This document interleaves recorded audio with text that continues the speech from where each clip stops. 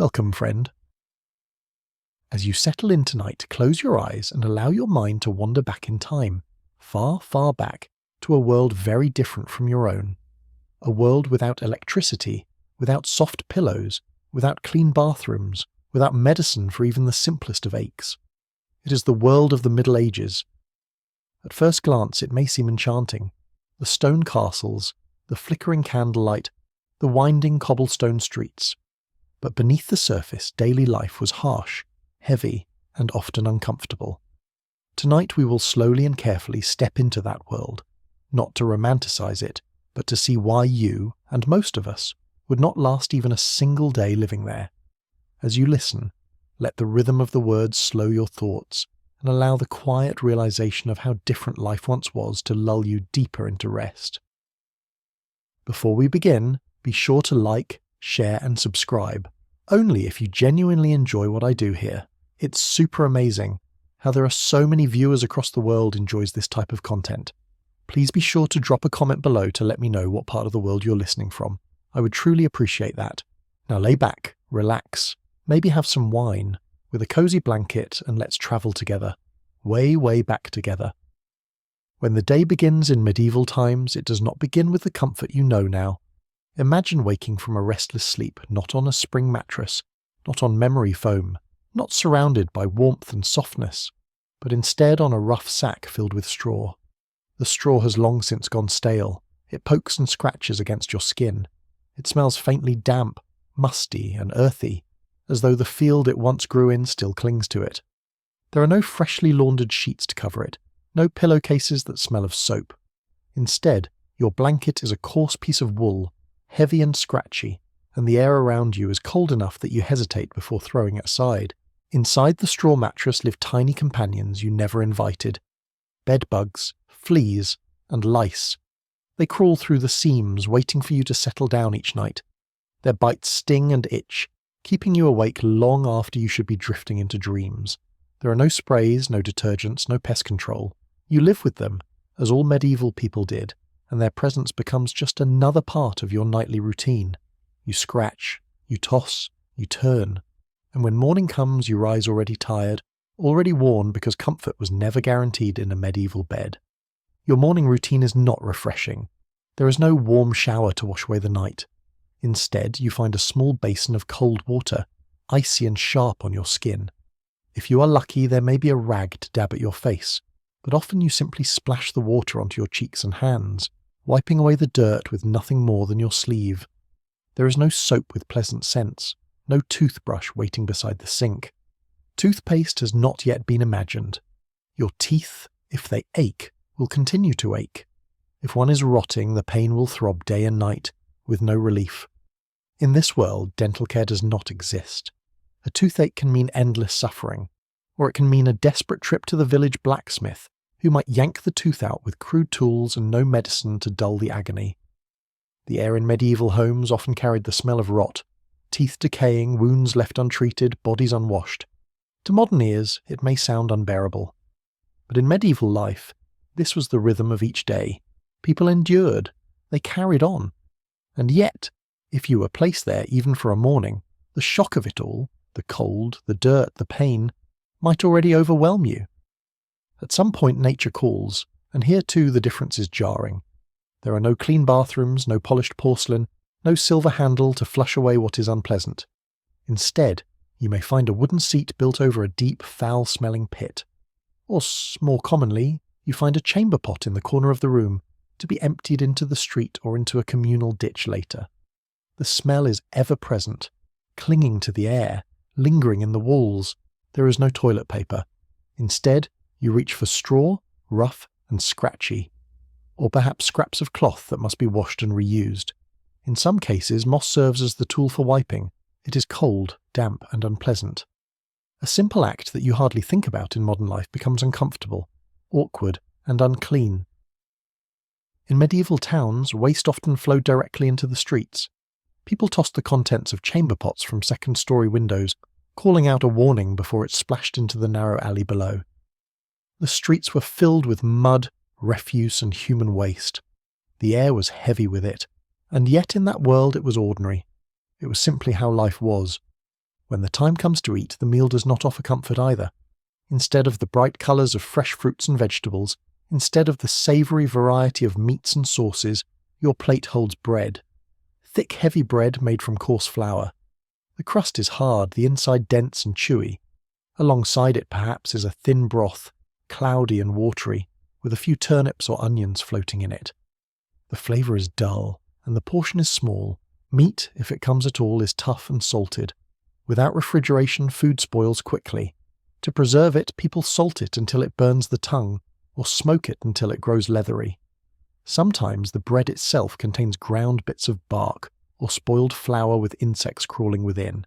You eat it anyway, because hunger does not care for taste. Meals are not about pleasure, they are about survival. To you, used to warm dinners and clean water, the medieval diet would feel like an endless struggle against disappointment. Outside, the world is no more forgiving. The streets of a medieval town are narrow, crowded, and almost always muddy. Animals wander freely, pigs rooting in scraps, chickens pecking at the dirt, dogs barking as they scavenge.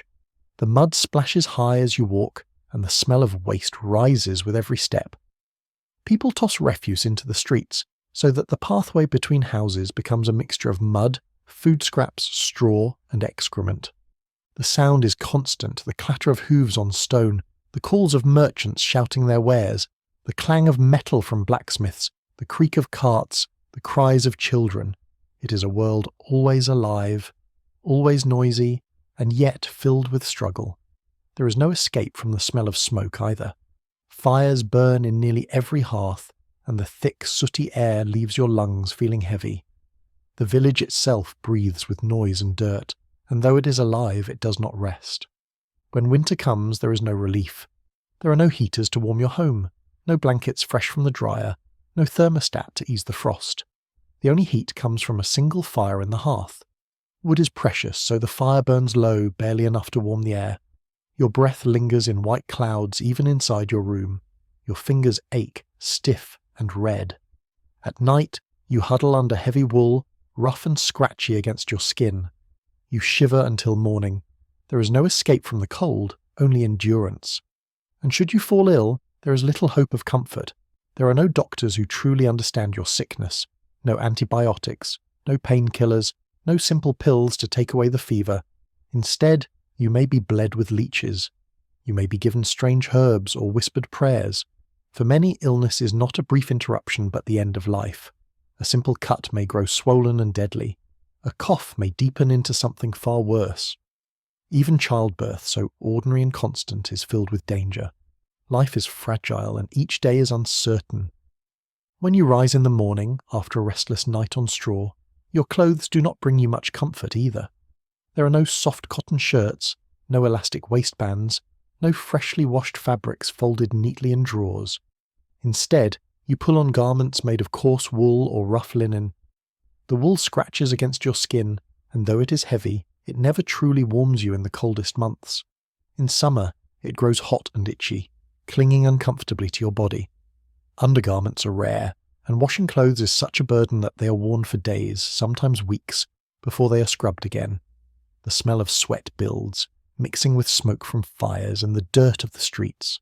Cleanliness, as you know it, is a luxury. In the medieval world, clothing was about function, not comfort. Shoes, too, are simple and crude. They are made of stiff leather, hand-stitched, without cushioning, without proper soles. Each step feels heavy, and after hours of walking on uneven ground, your feet ache. They blister, they bleed. You cannot change into sneakers, you cannot slip into sandals. You have one pair, maybe two, and they must last you for years. When they grow thin, you continue to wear them. And so, from the moment you wake to the moment you rest, even your clothing reminds you that life in medieval times was harder than you could ever imagine. The work of the day is endless. There is no such thing as an 8-hour shift. There is no clock to tell you when to stop. For most, work begins at dawn and ends only when the sun sets, if not later. If you are a farmer, your body bends over the soil from morning until night. Your hands crack and bleed as you pull weeds, sow seeds, or cut crops. There are no machines, no tractors, no equipment to ease the burden. Every task is done with your own hands, or perhaps with the help of an animal. The plough is heavy, the soil stubborn. The work feels never-ending. If you're a craftsman, you spend the day at your bench hunched over using simple tools to shape wood, iron, or cloth. There is no electricity, no precision equipment. Every movement is slow, repetitive, and tiring. If you are a servant, you scrub floors, wash clothes by hand, haul water in heavy buckets. Your body aches from lifting, from bending, from doing the same tasks again and again. And if you think of rest, there is little of it. There are no weekends, no paid holidays, no breaks to recover. You simply rise and work day after day. Survival itself is your only paycheck. In modern life, a shower can feel refreshing, like a reset for your body. In medieval times, bathing is rare. Water must be hauled, bucket by bucket, from a well or a stream. It must be heated over a fire. Baths are taken only occasionally, sometimes only a few times a year. When you bathe, it may be in a wooden tub, and the whole household might share the same water, one after another, until the water is murky and cold. Soap, when it exists, is harsh and scratchy, made from animal fat and ash. Instead of leaving your skin smooth, it leaves it dry, cracked, and red. Most people simply wipe themselves with a damp cloth now and then, or not at all. Dirt builds up, sweat lingers, hair grows greasy and tangled, lice nest in it, sometimes shaved away to keep them under control. The smell of unwashed bodies fills the air in every village and city. To modern noses it would be overwhelming, yet to medieval people it was ordinary. Even water itself is not safe. In towns and cities, rivers and streams are used for everything: washing clothes, emptying chamber pots, watering animals, and even as drinking water. The same stream that carries waste is also where you must fill your cup. Wells offer some relief, but they too can grow foul. Boiling water requires firewood, which is not always available, so most people drink ale or weak beer instead, even children. The ale is safer than water, but it is warm, sour, and heavy. The luxury of clean, cold water flowing freely from a tap is centuries away. Imagine your thirst on a hot day, and finding nothing to drink but a cloudy mug of weak ale, or water with floating specks of dirt in it. You sip anyway, because there is no other choice. That is the medieval reality, and always illness lurks nearby. A simple cough rattles in your chest and may grow worse, without medicine to cure it. A scratch on your hand grows swollen and angry, and you worry as it spreads. Plagues sweep through villages, carried by fleas and rats, wiping out whole families in days. Infections spread quickly in the crowded streets. There are no hospitals, no antibiotics, no doctors who truly understand the body. Instead, there are herbal remedies, leeches, and prayers. Sometimes they work, often they do not. Even childbirth, something so common, is filled with danger. Many mothers do not survive it. Many children do not live past infancy. To be alive in medieval times is to live always at the edge of uncertainty, where life is fragile and death waits close by. At the end of the long day, when darkness falls, the world does not become quiet in the way you know now. There are no lamps to light your way, no steady glow of electricity. A single candle flickers weakly, casting long shadows on the wall. The fire burns low, crackling softly, but it is never enough to keep the cold completely away. Outside, the streets are dark, filled with whispers, the distant bark of a dog, the rustle of animals moving in the night. You lie once again on your straw mattress, scratching at the bites of fleas, pulling the heavy wool blanket around your shoulders. Your stomach is only partly full, your teeth ache, your body is sore, and as you close your eyes you know that tomorrow will be the same. Hardship does not take a day off. The work will return, the discomfort will return, the survival will continue. From the moment you wake to the time you drift into uneasy rest again, the very air itself feels heavy.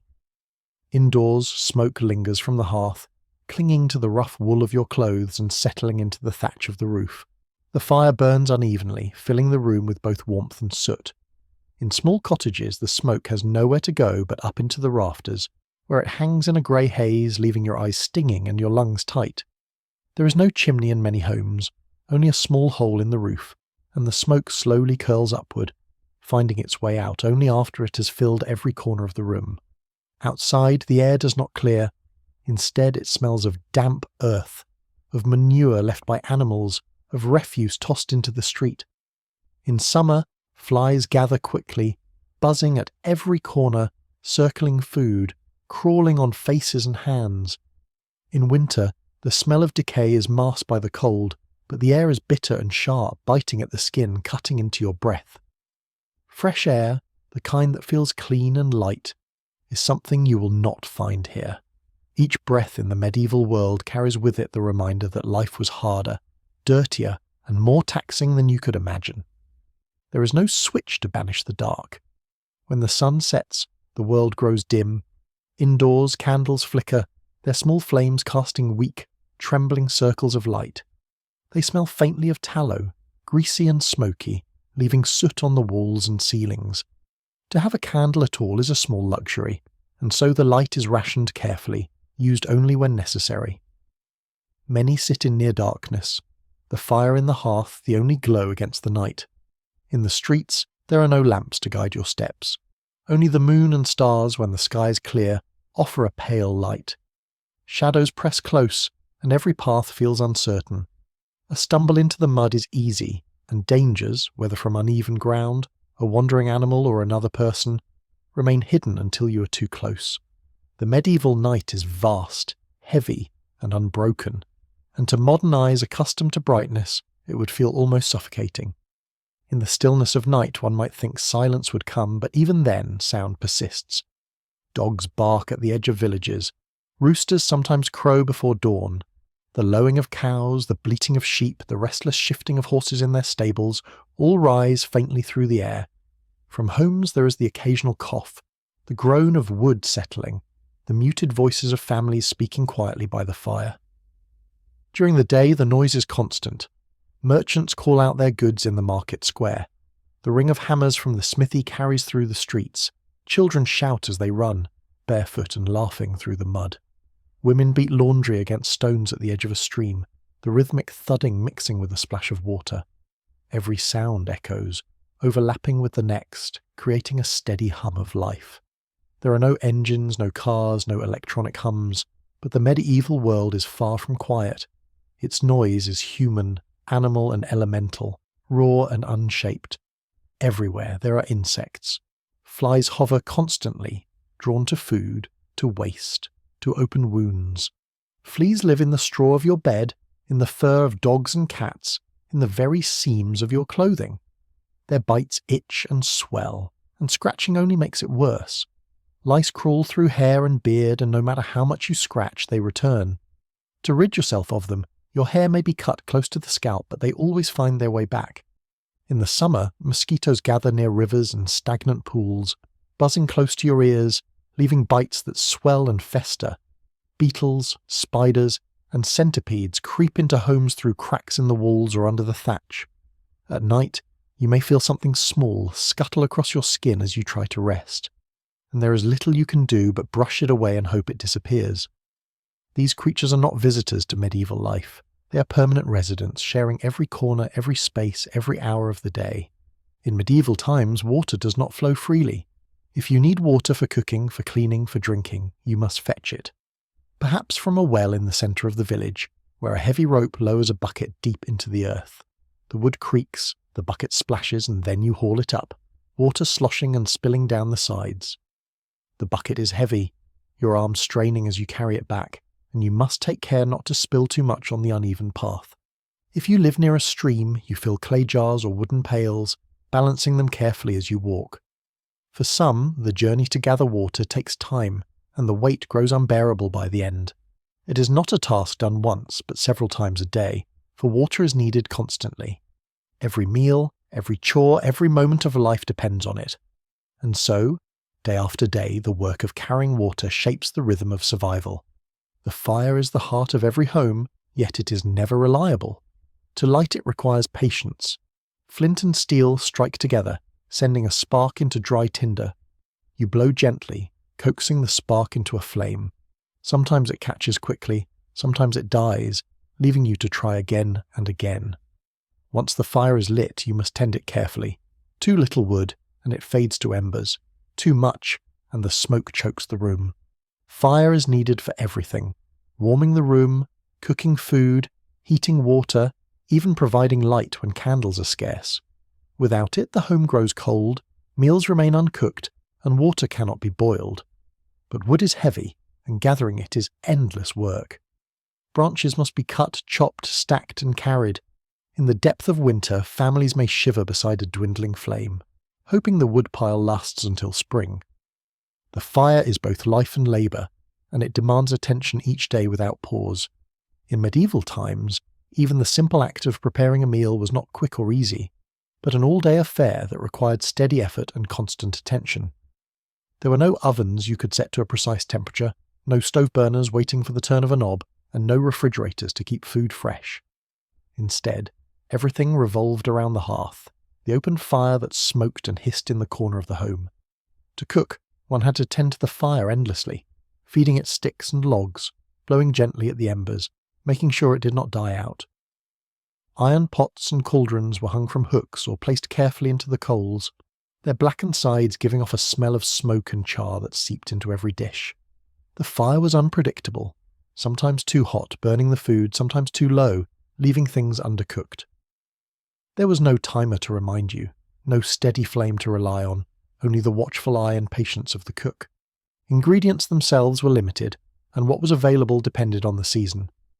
In summer, there might be fresh vegetables pulled from the earth, carrots, onions, turnips, beans, or cabbage. In autumn, fruit from orchards could be gathered, apples or pears, tart and small compared to the varieties we know today. But in winter, meals grew sparse, often nothing more than hard bread and salted meat. Salt was precious, and used to preserve cuts of pork or fish, the crystals drawing out moisture and leaving the meat tough and briny. Cheese, too, was preserved with salt, its flavour sharp and sour. Bread was coarse and dark, made from flour ground with fragments of husk and grit, sometimes so rough it wore down teeth over time. Spices were rare, so meals were plain, sometimes flavoured only with garlic or herbs from the garden, and when food began to spoil, as it often did without refrigeration, people ate it anyway. Hunger left no room for waste, and so sour flavours, mouldy crusts and strange textures were accepted as part of life. For you, accustomed to variety and freshness, such meals would feel disappointing, unappetizing, and endlessly repetitive. But for them, it was survival, and survival was enough. To gather food in the first place, many families depended on the market, a lively but rough place filled with noise, smells, and the press of bodies. Picture the square at the centre of a medieval town, wooden stalls hastily built, baskets of vegetables laid out on rough planks, barrels of fish packed in salt, cloth hanging from beams to show its weave and colour. Merchants shout their prices loudly, eager to catch the ears of passers-by. They call out for apples, for onions, for bread still warm from the oven. The smell of smoke drifts through the air, mixed with the tang of fish, the musk of animals, and the earthy scent of damp straw beneath your feet. Chickens flap their wings in wicker cages, pigs squeal as they are led on ropes, and goats tug stubbornly at their tethers. The crowd presses close, shoulders brushing against yours, voices rising in dozens of conversations at once. There is no paper money, no quick exchange of coins from a wallet. Every purchase involves bargaining, weighing, and haggling. Coins clink heavily in small purses, and when money is scarce, barter fills the gap. A basket of eggs might be traded for a loaf of bread. A length of thread might be exchanged for a jug of ale. Transactions are slow, stretching into long conversations, arguments, and compromises. Nothing is packaged neatly, nothing sealed for freshness. Goods are touched, tasted, and examined by many hands before they are bought. To you, accustomed to aisles of bright packaging and silent self-checkouts, the medieval market would feel overwhelming, loud, dirty, chaotic, and slow. But for its people, it was a daily necessity, the place where food, goods, and gossip all mingled together in the open air. Beyond the market, much of life revolved around the fields, where farming was endless, back-breaking work. Imagine standing in a wide stretch of earth, the soil uneven and rocky, the tools in your hands simple and heavy. A wooden plough, pulled by a tired ox, drags through the dirt slowly, leaving shallow furrows. Seeds are scattered by hand, bent low over the earth, the sun beating down on your back in summer, or the cold wind cutting against your face in early spring. There are no tractors to ease the strain, no fertilizers to ensure growth, no irrigation systems to carry water evenly across the land. Every stalk of wheat, every row of beans, every cluster of vegetables depends on rain that may or may not come, on soil that may or may not be fertile. The work is slow and repetitive.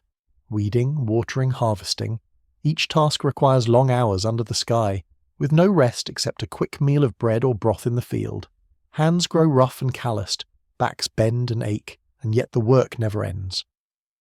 When the harvest finally comes, it is gathered in bundles and stored in barns or lofts, guarded carefully, because those sacks of grain, those barrels of turnips, must last the entire winter. A bad harvest means hunger, sometimes famine, and so every day in the fields is not only labour but worry, a reminder that survival rests on the rhythm of the seasons. For someone used to abundance, to supermarket shelves always full, the fragility of food in medieval farming would feel unbearable. Each bite was not only hard-earned but uncertain, and this uncertainty weighed on every family every day without end. To move from one place to another, even a short distance, was no easy task. There were no cars waiting outside, no trains to carry you across miles in minutes, no smooth roads paved with stone and kept clear of obstacles. Most people walked. Step by step, mile after mile, their feet carried them through mud, through dust, through fields and forests. Shoes were thin and stiff, offering little protection, so feet blistered, cracked, and grew sore. A journey of a few miles could take half a day, and a journey of 10 or 20 might last days, even weeks, depending on weather and terrain. Carts rattled slowly over uneven ground, their wooden wheels groaning, pulled by oxen or horses. The ride was uncomfortable, every bump jarring your bones, every rut threatening to topple the cart. Roads were narrow and often little more than dirt paths. In rain they became rivers of mud. In winter they froze into jagged ridges of ice. Bridges, when they existed, were made of wood, creaking and swaying as you crossed. To travel far was rare, and most people spent their lives within a few miles of where they were born. For those who did journey, merchants, messengers, or pilgrims, travel was not a convenience but a hardship, one that tested endurance and patience at every step. And then there were the children, who grew up in this world of discomforts. Their toys were not bright or plastic, but simple. A carved wooden doll, a ball of cloth, a hoop rolled along the street. Many had no toys at all, for play was a luxury and work began early. Children helped in the fields, in the kitchens, at the market. Small hands carried water, gathered kindling, picked weeds, or tended to animals. Education was rare, reserved only for a few, and most children grew up learning the rhythm of survival rather than letters or numbers. Their games were played in mud, their feet bare, their clothes patched and reused again and again. Illness claimed many young lives, and so parents often watched their children with a mix of love and worry, knowing that survival into adulthood was never certain. For you, raised with vaccinations, with schools, with playgrounds and safety nets, the childhood of the medieval world would feel harsh and unyielding. And yet, in their laughter, in their running, in their voices rising through the village, children still found joy even in a life so filled with hardship. One of the most shocking differences between your world and the medieval world lies in the simple act of going to the toilet. In modern times, you barely give it a thought. A clean bathroom, a seat of porcelain, the easy press of a handle, soft tissue within reach. But in the Middle Ages, the toilet was a far less dignified affair. If you lived in a castle, you might have access to a guardrobe, a small stone alcove with a hole in the seat, leading straight down into a pit or sometimes, quite unfortunately, into the moat. There was no privacy, no sweet smell of lavender air freshener, only the sharp, sour scent of waste lingering below. For everyone else, chamber pots were the norm, ceramic or metal bowls kept under the bed, ready to be used when needed. In the morning, these pots were emptied into the street, sometimes flung from upper windows, with a quick shout of warning, if you were lucky enough to be warned at all. Imagine strolling through town only to find yourself suddenly splattered from above. The cobblestones below remained slick with waste, flies gathering immediately, and the smell clinging to the air for hours. It was daily life, and everyone accepted it. What might make you wrinkle your nose and flee today was simply routine to them, and when it came time to wipe, there was no neat roll of toilet paper waiting patiently by your side, no soft quilted squares, no pleasant scents, no aloe or lotion-infused comforts. Instead, Medieval people made do with what they could find. In rural areas, handfuls of straw were common, dry, brittle stalks that scratched uncomfortably as they were used. In some places, moss served as a substitute, damp and spongy, but far from clean. Leaves were an option when the season allowed, though in winter one might find only frozen twigs. Wealthier households sometimes kept rags for the purpose, which would be washed and reused, a thought that to modern ears sounds less like hygiene and more like a punishment. And in some parts of Europe, smooth stones or even broken pieces of pottery were employed, carefully chosen so as not to cut or scrape. Imagine, for a moment, crouching in the cold, reaching not for a gentle paper square but for a sharp shard of pottery, all while hoping you chose the smooth side. Shocking. Yes. Funny. Perhaps. But for medieval people it was entirely normal, and for you it would be yet another reason you wouldn't last a single day in their world. Then there was the question of body odour, a constant companion in the medieval world. With bathing rare and difficult, the smell of sweat lingered on everyone. Clothes absorbed it, hair trapped it, skin carried it. Imagine an entire village where no one had bathed in weeks, where woolen garments had not been washed all season, where shoes reeked of damp earth and unwashed feet. The air was heavy with the scent of humanity, sharp and sour, layered with smoke, animals and refuse. To you, used to deodorant sticks and fragrant sprays, it would be unbearable, but to them it was invisible. When everyone smelled, no one noticed. Attempts were made, of course, to mask the odour. Wealthy nobles might dab perfumes or oils onto their clothes, strong scents of rose or musk meant to cover the stench beneath. Herbs like lavender, rosemary and mint were carried in pouches, sniffed discreetly, or scattered in bedding to add a pleasant note. But deodorant, as you know it, did not exist. For most people, the only freshening up available was a splash of cold water on the face, or perhaps rubbing the skin with a rough cloth to scrape away dirt. The result was a society where sweat and smell were part of the background, accepted as unavoidable. To live among them would mean surrendering to the scent of sweat, smoke and soil that never fully left. And this odour was not confined to individuals, but shared in every gathering. In a crowded market square, the press of bodies created a haze of smells. Onions carried in baskets, fish laid out on planks, the sweet sour aroma of ale, the tang of manure clinging to boots. Add to this the musk of animals, goats tugging at ropes, horses stamping in the mud, pigs squealing as they rooted through scraps, and the result was overwhelming. In a tavern, the smell was stronger still, with the heat of packed bodies, the sourness of spilled beer soaking into wooden floors, and the constant smoke of torches and fires staining the air.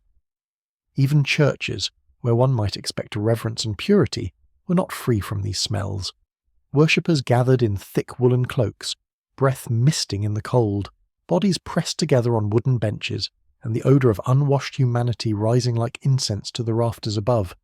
To step into any medieval crowd was to surrender to the sense of life lived without modern hygiene. Shocking, yes, but in its own way, darkly humorous. Imagine standing in a line at the market today, and instead of the faint smell of coffee or perfume, you are surrounded by the pungent mixture of sweat, onions, damp wool and animals. It is a sensory picture both absurd and unforgettable. One of the most quietly shocking details of medieval life was the state of people's teeth. Imagine a world with no toothbrushes, no toothpaste, no dentist trained to clean or fill cavities. At best, someone might rub a cloth across their teeth with ashes, crushed herbs, or even salt, hoping to scrape away some of the grime. But plaque built up quickly, and cavities were common, spreading slowly until the tooth rotted down to the root. Toothache was a nearly constant part of the life, a dull, throbbing pain that never seemed to leave. If the pain grew unbearable, there was no gentle, numbing medicine, no quick procedure. The solution was brutal in its simplicity. The tooth was pulled. Sometimes a travelling barber surgeon yanked it out with iron tongs, gripping tight and pulling while the patient screamed and thrashed. Other times, people tried home remedies, placing a hot poker near the tooth to burn away the infection, or rinsing with vinegar so strong it burned the gums raw. By middle age, many people had lost most of their teeth. Their smiles were filled with gaps, their breath carried the sour scent of decay, and chewing tough bread or salted meat became a struggle. Imagine living in a world where even eating was painful, and every bite felt like a reminder of how fragile your body could be. To us, this is shocking.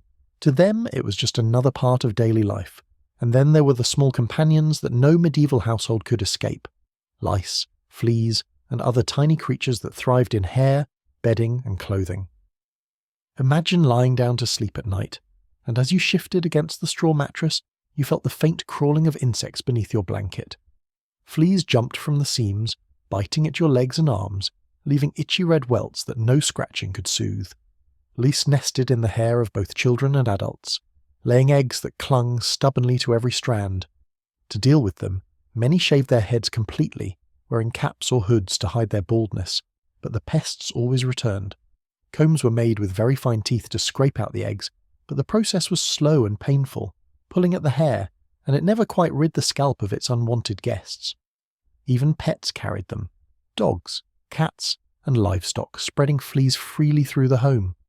The bites were more than an annoyance. They spread disease. Rats carried fleas, and fleas carried plague, outbreaks that swept through towns with devastating speed. And yet, in the small day-to-day, people endured the itching, the scratching, and the constant irritation as if it were normal. Picture sitting at a meal, scratching your scalp absent-mindedly, while across the table your neighbour does the same. To laugh at it seems strange now, but to them, it was simply life. Another detail that surprises modern minds is the rarity of underwear. Today, you slip into a clean pair without thought, fresh fabric against the skin, laundered often.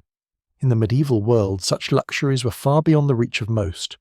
Linen, the fabric used for undergarments, was expensive and difficult to produce. Those who had underclothes often wore the same set for days, sometimes weeks before washing them. Laundry was exhausting. Water had to be hauled, heated, soap made from animal fat and ash rubbed into the cloth, and then the garments beaten against rocks or wooden boards until they were clean enough. Because of this effort, clothes were washed rarely, and many simply wore the same things day after day. Imagine the smells that built up: sweat soaked into linen, smoke clinging to wool, dampness from rain or snow never fully drying out. At night, people often slept in their day clothes, simply curling up in what they had worn all day, under heavy blankets shared with others. The result was a world where the idea of freshly washed underwear was less a daily routine and more a rare treat, reserved for special occasions or wealthier households. The thought of going weeks without a change, of pulling on the same damp, scratchy fabric morning after morning, is enough to make most modern listeners shudder, and perhaps chuckle nervously at the same time. Bathing too was rare, and when it happened it was often an event for the whole household. A wooden tub might be filled with water carried in heavy buckets from the well, heated slowly over the fire until steam rose into the chilly air. The father of the house might bathe first, lowering himself into the warm water with a sigh of relief, then the mother, then the children in turn, each one sharing the same water as it grew progressively dirtier. By the time the youngest child climbed in, the water was cloudy, cold, and filled with floating specks of dirt. Soap was harsh, leaving skin dry and cracked, and many bathed only a few times a year, perhaps before a holy festival, or when illness forced them to. In between, people freshened up by rubbing themselves with rough cloths, changing their underlayers when possible, or sprinkling herbs and perfumes to mask the smell, but the odours lingered. Sweat mingled with smoke, with damp wool, with the scent of animals kept nearby, creating a stew of smells that filled every room and clung to every person. To laugh at it now is easy. The idea of a family sharing one murky bath is both shocking and absurd, but for them it was simply what had to be done. If you were to step into a medieval tavern, hoping for warmth and good cheer, you would quickly be struck not by the sound of laughter, but by the sheer wall of smells that hit your nose. Taverns were often the gathering places of the poor and working class, dimly lit by smoking torches or candles made from animal tallow that filled the air with a greasy haze. The floors were rarely cleaned. Instead, they were covered with layers of straw meant to absorb spilled ale, food scraps, and whatever else was dropped during the night. The straw grew damp and sour, trodden down into the earth until it smelled more like a stable than a dining room. Guests brought in their own odours as well: sweat soaked into wool cloaks, damp leather boots that reeked of mud, and the strong scent of unwashed bodies pressed shoulder to shoulder around rough wooden tables. The ale was sour, brewed quickly and drunk young, its frothy head spilling over mugs that were rarely washed between uses. Bits of food clung to the rims of trenchers, wooden slabs used instead of plates, sometimes reused day after day until the wood itself grew dark with grease. Imagine lifting a mug to your lips and smelling not only beer but the sour breath of dozens who drank from it before. Taverns were not places of comfort but of noise, stink and smoke. And yet they were the heart of medieval social life, places where news was shared, deals were made, and songs rose into the air, even as the smells clung to every breath you took. Food itself, even when served fresh, carried surprises you would find deeply unsettling. Without refrigeration, meat spoiled quickly, and though it was often salted, smoked or dried, this did not prevent flies from laying eggs on it or worms from finding their way inside. People often sliced into bread only to find weevils crawling in the crust, their tiny bodies baked into the loaf itself. Grain stored in sacks for the winter might wriggle with beetles, and still it was eaten. Hunger was stronger than disgust. The attitude was simple. If the food could be chewed and swallowed, then it was food enough. People ate cheese that had grown sharp with mould, beer that had turned sour and bread crawling with insects. Sometimes they picked the bugs out. Sometimes they simply chewed around them. Imagine sitting at a table, breaking open a loaf and watching a small beetle crawl across the crust, only for your host to shrug and say, "Protein." For us it feels shocking and faintly comical. For them, it was necessity. No food could be wasted. If you had lived there, you would have learned quickly to stop looking too closely at your meals. Manners, too, were very different, and what you would consider shocking or rude today was once entirely normal. Spitting, for example, was common and constant. With so much smoke in the air, with dust from the streets and ash from fires, throats often felt dry and irritated. Men and women alike spat onto the floors of taverns, homes, even churches, wiping their mouths on their sleeves as though it were nothing at all. In wealthier halls, a rush mat of straw or reeds was spread across the floor, and spitting upon it was accepted. The straw would absorb it, along with crumbs, grease, and other refuse. When the mat grew foul, it was replaced. Nose-picking was equally public. Without tissues or handkerchiefs, people often blew their noses directly into their hands or sleeves, wiping them casually before returning to their meal or conversation. The thought of sitting beside someone picking their nose while eating salted pork and coarse bread might make you laugh or gag, but in their world it was simply part of life. Cleanliness, at least as we understand it, was not a priority, and the sight of someone spitting on the floor beside you would barely raise an eyebrow. And then there was the smell of breath, something you could not escape in a world without toothpaste or dental care. Imagine standing close in a market stall bartering for a few onions, while the merchant leans in, his breath hot and sour with rot. Cavities, abscesses, and missing teeth left mouths in constant states of infection, and the odours spread with every word. Garlic and onions, common foods for the poor, added sharpness to the smell, while beer and ale left a sour tang. In crowded taverns, where voices rose in laughter and song, the mingled breath of dozens created a haze that was every bit as heavy as the smoke of the fire. To kiss someone was to lean into this smell, to accept it, to live with it. Love in medieval times meant seeing past the grime, the rot and the odours, because there was no escaping them. To a modern listener, the idea might provoke laughter or disbelief. To a medieval villager it was invisible. Everyone carried it, and so no one thought twice. Life without proper toilets also meant that accidents were not rare, and they happened in ways both unpleasant and almost darkly comical. In castles, guard-robes, those small stone alcoves with holes leading to pits or moats, were notorious for collapsing beneath the weight of use, the stonework giving way so that unlucky individuals sometimes found themselves falling straight into the filth below. For the ordinary villager, chamber pots often spilled as they were carried through narrow doorways, sloshing across floors, soaking into the straw, and leaving an odour that no sweeping could erase. Streets themselves, filled with waste, were treacherous after rainfall as everything mixed into a foul mud that splattered up legs and cloaks.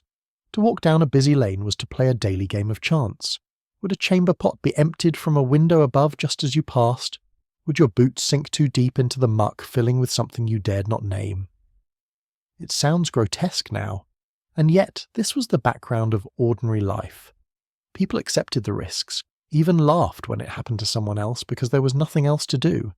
To live in medieval times was to live surrounded by accidents that you hoped would not happen to you, but often did. If the fleas and lice were not enough, there were always rats. They scurried through the thatch of roofs, chewed their way into sacks of grain, and darted boldly across kitchen floors. At night, their scratching could be heard in the corners of every home, a soft rustling that never seemed to end. Cats helped, but they could not rid a house of rats entirely. The rodents were clever, multiplying faster than anyone could catch them, finding their way into cupboards, nibbling at bread, and gnawing holes into wooden bins. In some cases, they grew so bold they snatched bits of food straight from children's hands. And if food ran short, they turned to chewing clothing or even nibbling at sleeping fingers and toes. Their droppings were everywhere, in barns, in kitchens, in beds. People lived with them, swatting them away, setting crude traps, or simply ignoring them when the numbers became overwhelming. And yet rats carried fleas, and fleas carried plague, which swept through whole towns in waves of sickness and death. The irony is almost bitterly funny. These small creatures, tolerated in every home, were also harbingers of disaster.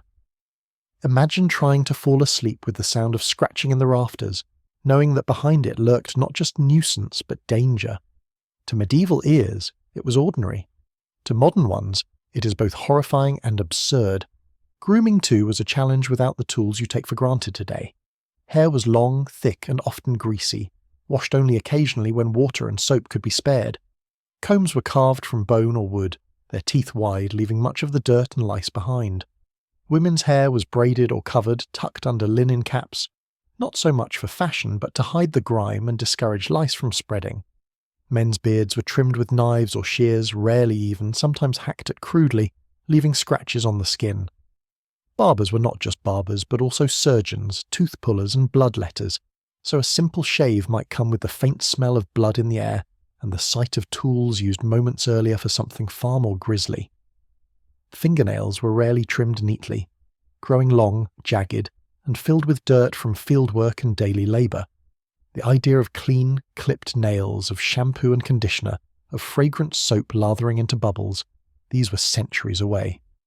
And so people lived with the look and smell of hair that never quite felt fresh, nails that never quite felt clean, and beards that often smelled faintly of the last meal eaten.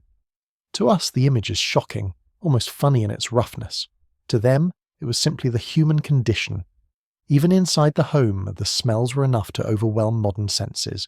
Straw covered the floors, meant to soften footsteps and absorb spills, but over time it grew damp and mouldy, soaked with food, with drink, with the traces of daily life. Animals often shared the space.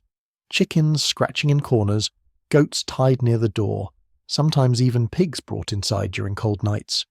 The mix of smoke from the fire, manure from the animals, sweat from the family, and rot from the straw created a haze of odours that no amount of herbs or incense could truly cover. Laundry, when done, hung drying indoors, adding the sour smell of wet wool to the blend. In the evenings, when everyone gathered near the fire, the air grew thick, heavy with the closeness of bodies, the crackling smoke and the damp smell of clothing never fully dry. Imagine walking into such a space after leaving the fresh air outside. The scent would hit you like a wall, almost comical in its intensity, a mixture of barnyard, smoke and human life. Yet for medieval families this was home, the smell of survival. The scent of life lived close to the earth and to each other. The medieval diet, though simple, often came with consequences that modern stomachs would find difficult to bear. Bread was the cornerstone of nearly every meal, but it was heavy, dense and coarse, often ground with millstones that left bits of grit mixed in the flour. Chewing it wore down teeth, while swallowing it left the belly feeling weighed down. Alongside it came thick stews of beans, peas, onions and turnips. Hearty, filling, but not exactly gentle on the digestive system. Without refrigeration, meats were preserved with salt until they were nearly as tough as leather, and they brought with them more thirst than satisfaction. Cheese aged into sharp, pungent bricks that added strength to the smell of any table but were eaten gratefully. All of this, heavy bread, salted meat, beans and sour ale, created a perfect recipe for indigestion. People burped openly at tables, wiping their mouths on their sleeves, and no one took offence. Flatulence was constant and unavoidable, a side effect of beans and barley, and it was let out without shame, often followed by laughter if it was particularly loud. Imagine a feast where, alongside the sound of clinking mugs and voices raised in cheer, the air was filled with burps, groans, and sudden blasts of gas. To modern ears, it sounds shocking and crude. To medieval ears, it was simply the music of a full belly. When indigestion grew too uncomfortable, medieval remedies stepped in, and they were as strange as they were unreliable. Herbs were the most common cure: peppermint or fennel chewed to ease bloating, chamomile steeped in water to calm the stomach, or garlic eaten raw in the belief that it drove out illness. Some remedies were far stranger. Vinegar mixed with honey was prescribed for nearly every complaint, its sour bite believed to purify the body. Strong-smelling herbs like sage or thyme were thought to rebalance the humours, the fluids inside the body that medieval doctors believed controlled health. And if herbs failed, there were always more extreme measures. Purging was common, with people deliberately vomiting to cleanse the stomach, or taking laxatives made from roots and oils to empty themselves completely. Imagine being told that the cure for your stomachache is a bitter potion designed to make you vomit or spend the next day chained to a wooden seat above a pit. It sounds absurd, almost laughable, and yet for them, it was medicine. In truth, these treatments did little but make life more uncomfortable, but in a world without knowledge of bacteria or digestion, it was the best they could do. Chickens were not confined to tidy coops, but often roamed freely, even indoors.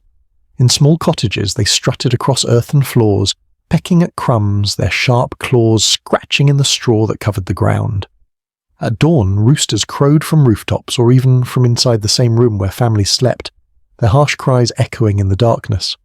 Eggs were gathered from corners of the house, sometimes found under beds or behind benches, where hens settled themselves comfortably.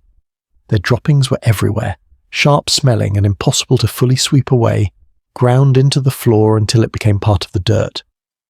Imagine waking in the night to the flutter of wings above your head, or sitting down to eat while hens strutted confidently across the table, pecking at your bread before you could lift it. To us, the idea of chickens in the bedroom or pecking across the kitchen floor is absurd, almost slapstick. To medieval villagers, it was ordinary. One more sign of life in homes that blurred the line between human and animal. If animals filled the air with their own scents, humans contributed as well, and one of the most noticeable was the breath. Without toothpaste or brushes, mouths carried the smell of decay, sourness, and meals long past. Garlic and onions, staples of the poor, lingered heavily. Ale left a sour tang clinging to teeth and tongues. Cavities festered into abscesses, releasing odours so sharp they could be smelled by anyone standing close.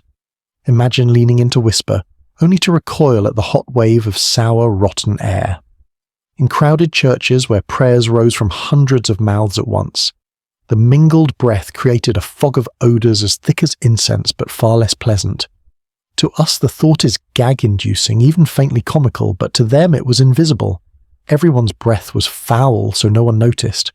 Only when disease struck and the smell grew unbearable did people turn their faces away. Alongside the breath came the constant habit of spitting. Without tissues, without clean water to rinse mouths, people spat wherever they stood, on the ground, into the fire, onto the rush mats covering floors. Taverns were particularly full of the sound, the wet smack of phlegm hitting straw blending with laughter and shouts. In winter, noses ran constantly in the cold, and without cloth to blow into, people sniffed loudly, hocked, and spat. Some wiped their noses on their sleeves, leaving streaks across woolen tunics that stiffened with time. Others simply let it drip, swiping it away with the back of their hands before returning to their meals. Imagine sitting at a long bench, lifting bread to your lips, while beside you a man blew his nose into his hand and wiped it on his cloak, then reached for the same loaf. It is shocking, grotesque, and yet faintly funny in its casualness. To them, it was no insult. It was the rhythm of life, so ordinary it passed without notice. Tooth cleaning, if attempted at all, was crude and ineffective. Some chewed twigs until the ends frayed into brushes, rubbing them against their teeth until their gums bled. Others ground herbs into powder and rubbed it across their mouths, the bitter taste leaving no freshness behind. Charcoal was sometimes used, its black grit staining lips and fingers, but it wore away enamel as much as it cleaned. The result was a population whose teeth rotted quickly, whose smiles showed gaps and blackened stumps, whose jaws often throbbed with constant ache. Breath carried the scent of infection, and chewing became painful as teeth cracked or loosened. Imagine a dinner where every laugh revealed rows of broken or missing teeth. Every conversation brought the scent of decay, and no one seemed to mind. To us, the thought is both horrifying and oddly funny, as though the entire world had agreed that teeth were simply optional. For them, it was reality. Step inside almost any medieval home and the first thing you would notice, before even the smells of straw and sweat, was the smoke. Fires burned constantly, the only source of warmth, light and cooking. But chimneys were rare luxuries. In most homes, smoke drifted upward through a hole in the roof, slowly, lazily, only after filling the room completely. The air was always hazy, making eyes water, throat sting, and lungs ache. Over time, the walls and ceilings grew dark, coated in a thick film of soot that never went away. The whitewash turned black, wooden beams glistened with greasy residue, and cobwebs sagged under the weight of smoke dust. Everything smelled of fire. Clothes, bedding, even the very skin of those who lived inside. Children grew up in this air, coughing in their sleep, their tiny lungs adjusting to what we would now call pollution. Imagine eating dinner by the flicker of firelight, every bite of bread tasting faintly of smoke, while sparks crackled and floated upward, disappearing into the thick cloud that hung just above your head. To us, it feels suffocating, almost unbearable. To them, it was home. The fire meant survival, even if it blackened every surface and filled every breath with ash. Floors themselves were rarely wood or stone but covered with layers of rushes or straw, spread to soften steps, catch spills, and soak up the filth of daily life. At first, they might have seemed pleasant, fresh reeds releasing a faint grassy scent when laid down. But weeks passed, then months, and the rushes grew damp with spilled ale, greasy with dropped food and sour with chamber pot accidents that had not been cleaned well enough. Beneath the top layer, rot spread silently, alive with crawling insects. Fleas bred in the warmth, leaping onto legs as people walked, biting ankles until they itched. Mice tunneled into the layers, leaving trails of droppings that mingled with the straw. The smell of decay rose every time someone stepped across the floor, a sharp, earthy odour that no herbs could hide. The rushes were replaced only once or twice a year, scraped away in clumps, the foul mix of rotting vegetation and insect life carried outside in wheelbarrows. Imagine sitting down for supper, bare feet resting in straw that squelched faintly with old ale, while a flea jumped against your calf and a mouse rustled just beneath the surface. It is disgusting, yes, and almost laughable in its filth. But this was the medieval idea of a carpet. Food and drink, too, were often far from fresh. Milk spoiled quickly without refrigeration, turning sour in less than a day. Instead of throwing it away, it was churned into butter or cheese, its sourness accepted as normal.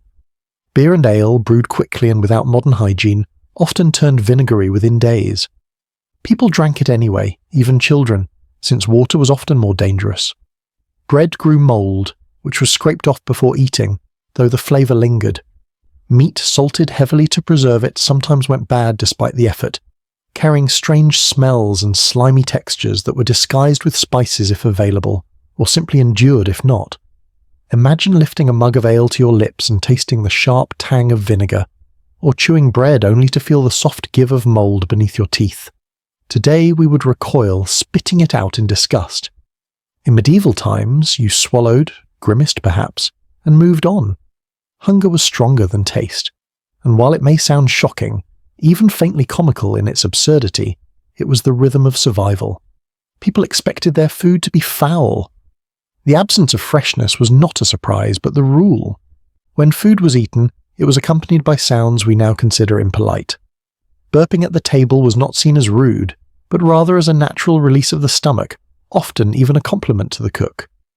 After heavy meals of beans, salted meats, and thick bread, the air filled with the rumble of belches, followed by laughter or approving nods. There were no napkins to hide behind, no quiet excuses. A burp was as common as lifting a mug, and if it echoed loudly in a wooden hall, so much the better. Imagine sitting at a feast, the clatter of knives and mugs blending with the chorus of burps from every bench, each one celebrated rather than silenced. To us it sounds like a comedy skit, absurd and crude. To them, it was simply part of the music of the meal. Manners were measured differently, and silence at a table would have seemed stranger than noise. And alongside the burping came its inevitable partner, farting. Diets heavy in beans, cabbage, onions and ale guaranteed it, and medieval people were not shy about releasing gas. In crowded halls, on benches, even in bed, the sound was common, sometimes laughed at, sometimes ignored entirely. There was no embarrassment, no blushing apologies, only the acceptance that bodies did what bodies must. Imagine a family crowded together on a straw mattress, wrapped in wool blankets against the cold, and through the night the air filling with warmth not only from the fire, but from the constant rumble of gas beneath the covers. It sounds like a crude joke, but it was reality, a nightly soundtrack that no one found strange. In fact, flatulence was sometimes even thought to be healthy, proof that the stomach was working properly. To us, the idea of a room filled with burps and farts, people eating with dirty hands while dogs barked and chickens strutted, is both disgusting and hilarious. To them, it was simply life. If modern comfort begins with the quiet luxury of fresh underwear, then medieval life began with its complete absence. For the poor, undergarments were often non-existent. A single rough tunic might be the only garment worn against the skin day and night, winter and summer, absorbing sweat, oils and dirt without ever truly being cleaned. Those who did own linen underclothes often wore them for weeks or months on end, since washing them was an enormous effort that required hauling buckets of water, boiling it, and scrubbing until the hands bled from the harsh lye soap. The result was underclothes that stiffened with dried sweat, yellowed with time, and smelled so sharply that even herbs sewn into hems could not hide it. Imagine pulling on the same pair day after day, fabric clinging damply after work in the fields, then climbing into bed with no change, sharing that smell with everyone else in the room. To us it is revolting, almost absurd in its neglect. To them it was life, a necessity shaped by labour and scarcity. Underwear was not something changed daily, it was something endured. Hair, too, told the story of grime. It was rarely washed, sometimes only once or twice a year, and even then soap was harsh and water scarce. Instead, it was combed, not to clean it, but to pull out lice and detangle the mats. Combs, carved from bone or wood, scraped along the scalp, dragging out nits and dirt. Women plaited their hair tightly, covering it with veils or linen caps, not for fashion alone, but to hide the grease and discourage lice. Men, whose beards grew wild, combed them roughly, letting food crumbs settle into the thick hairs until they hardened. Children's hair was hacked short or shaved completely to fight infestations, their bald scalps hidden under caps. The smell of unwashed hair, smoky, oily, sour, was constant, mingling with the smell of woolen hoods pulled over it. Imagine sitting in a church pew shoulder to shoulder, the smell of hundreds of unwashed heads rising in the cold air, the faint scratching of nails against scalps filling the silence between prayers. To us it feels unbearable, almost comical in its grotesque sameness. To them, it was simply what everyone shared. Food already spoiled or infested often punished those who ate it. Vomiting was common, not only from illness but from meals that turned bad inside the stomach. Heavy bread sat like stones, salted meat burned throats with thirst, and stews of beans and onions churned into gas and cramps. When meat or fish was truly rotten, people still ate it, sometimes disguising the taste with vinegar or herbs. The result was nights of retching into bowls or onto straw floors, stomachs emptying violently, the sour smell lingering for hours.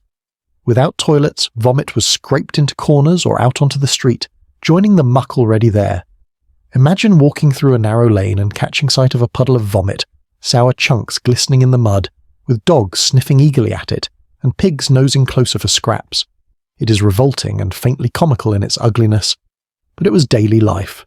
People ate, they vomited, they wiped their mouths on their sleeves, and then they ate again the next day, because survival left no other choice.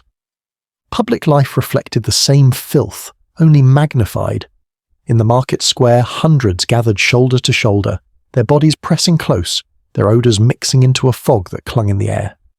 Merchants shouted, their voices loud and hoarse, calling out for customers while standing behind tables of fish that reeked in the sun, piles of onions whose sharp scent filled the air, and baskets of fruit buzzing with flies.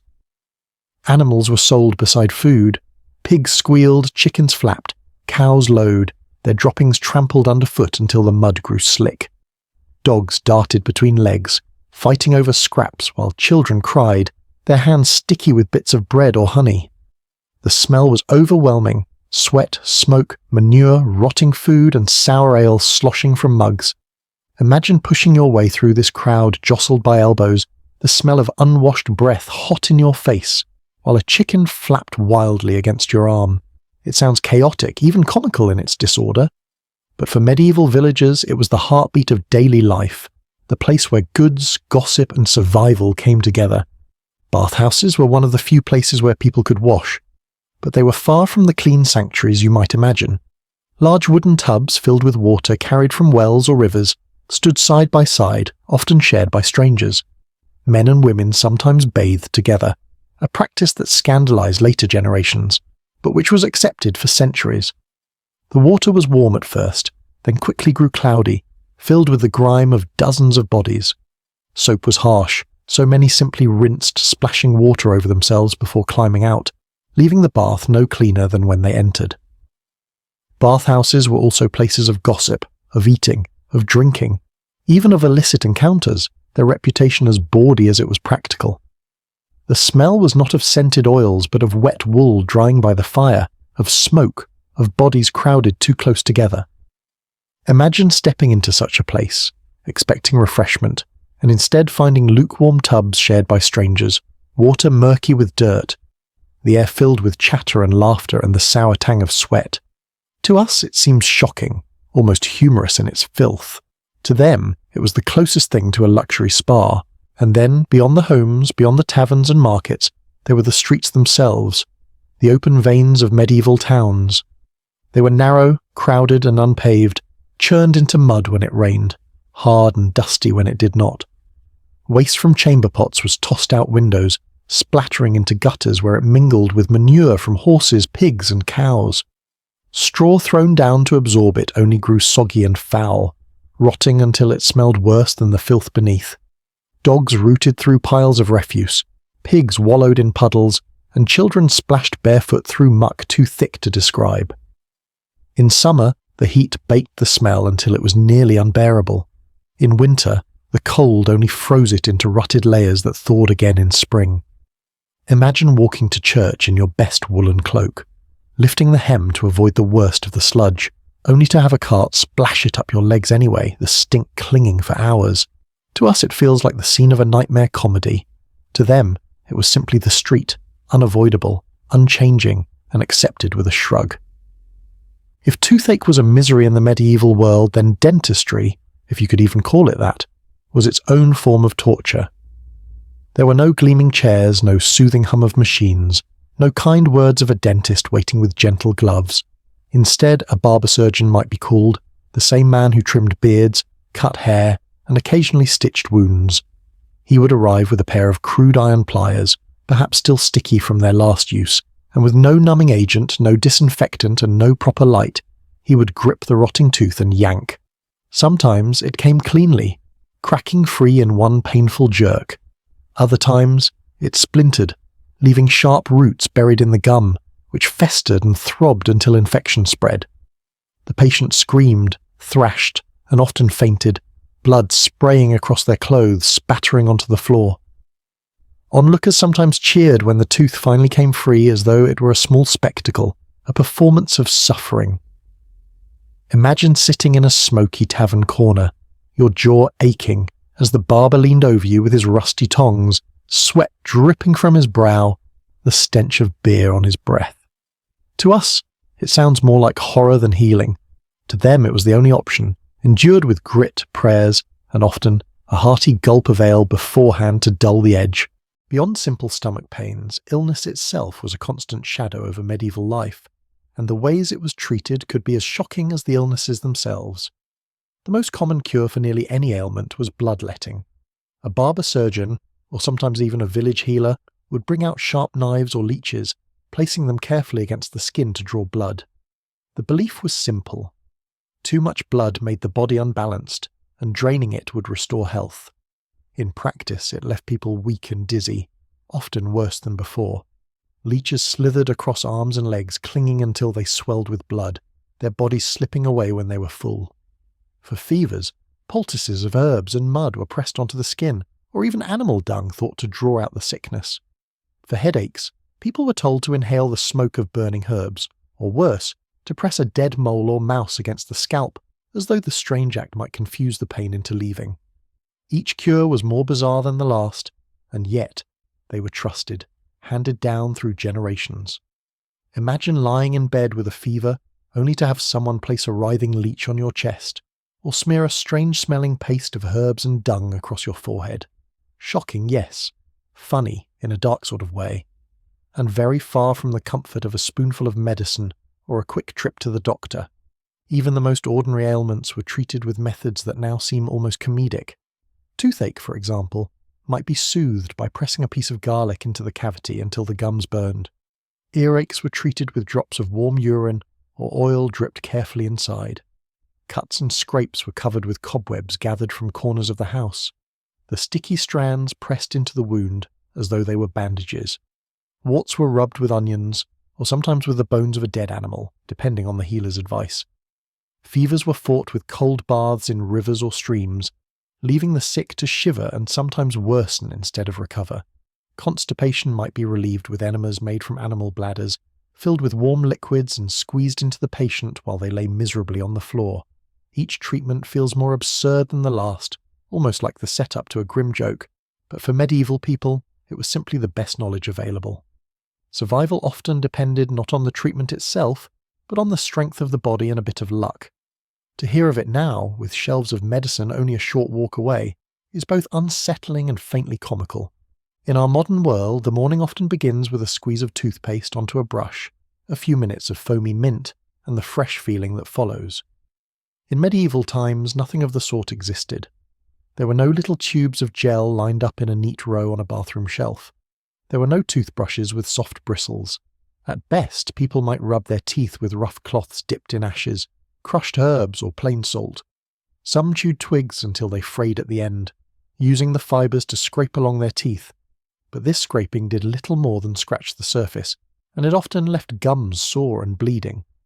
Without fluoride, without antiseptics, decay crept in quickly, and once a tooth began to rot, it was almost impossible to stop. Imagine the daily breath of a medieval crowd, the sour odour of mouths unwashed, the faint grit of ash still clinging to teeth, the taste of garlic and onions from the last meal lingering heavily. Toothpaste, that small comfort you take for granted, would have been seen as a miracle, a blessing so powerful it might have been mistaken for magic. Toothaches were so common that they became almost a way of life. A dull throb in the jaw, a sharp pain that spread up into the ear or down into the neck, the misery of not being able to chew without flinching, these were everyday experiences for medieval people. There was no medicine to dull the pain, no anaesthetic to numb the nerve, no dental chair where a trained professional might carefully repair the damage. Instead, remedies were harsh and crude. A common method was to place garlic or onion directly into the cavity, the burning oil searing the gums until tears streamed down the face. Some held vinegar in their mouths until their lips puckered and their gums stung, hoping the sour liquid would kill the infection. If nothing worked, there was always the final solution: extraction.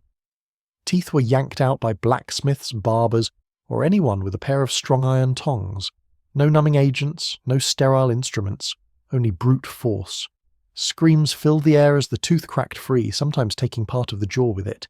And yet, for many, this was a relief compared to the endless torment of a toothache. To us it sounds barbaric and perhaps a little grimly comical, but for them it was a fact of life. Bathing and washing, too, were struggles in a world without gentle bars of soap or bottles of shampoo. What passed for soap was a harsh mixture of animal fat and ashes, boiled down into a gritty lump that smelled faintly rancid.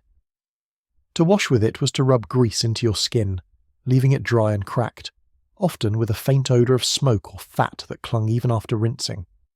It did not lather pleasantly, it did not carry the fragrance of lavender or citrus, and it was rarely used for the body at all. Most people reserved it for washing clothes or scrubbing pots. For hands and faces, water alone was the common tool, often cold, often dirty, often fetched from a stream that was far from clean itself. The thought of fragrant hand soap sitting by every sink, of soft bubbles rinsing easily away, would have been unthinkable luxury.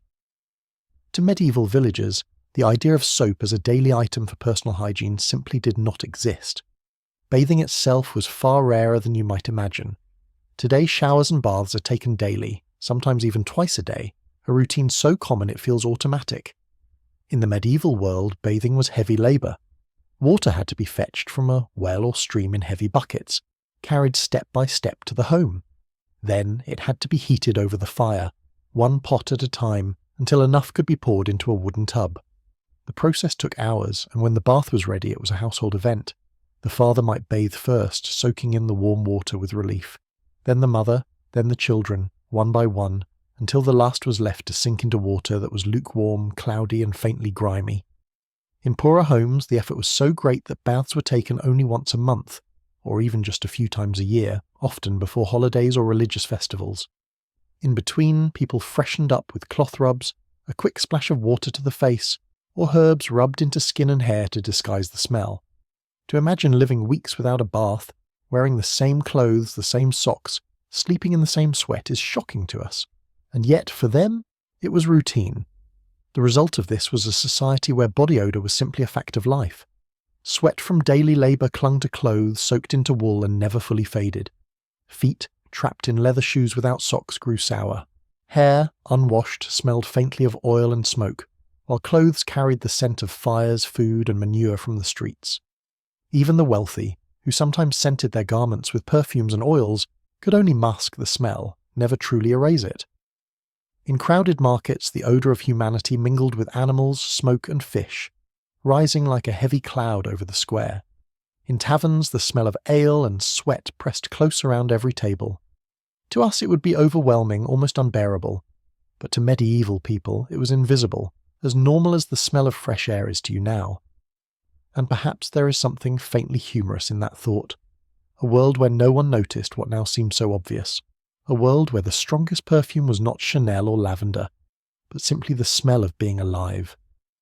When a medieval household did finally go through the effort of preparing a bath, it became less of a personal luxury and more of a communal event. A single wooden tub stood in the centre of the room, steaming faintly after hours of hauling water and heating it over the fire. The father of the household often bathed first, lowering himself into the clean hot water, sighing as the warmth loosened his stiff muscles. After he finished, the mother took her turn, settling into water that was already tinged with dirt, sweat and oils. Next came the older children, giggling as they splashed one another, unaware that the clarity of the water had long since vanished.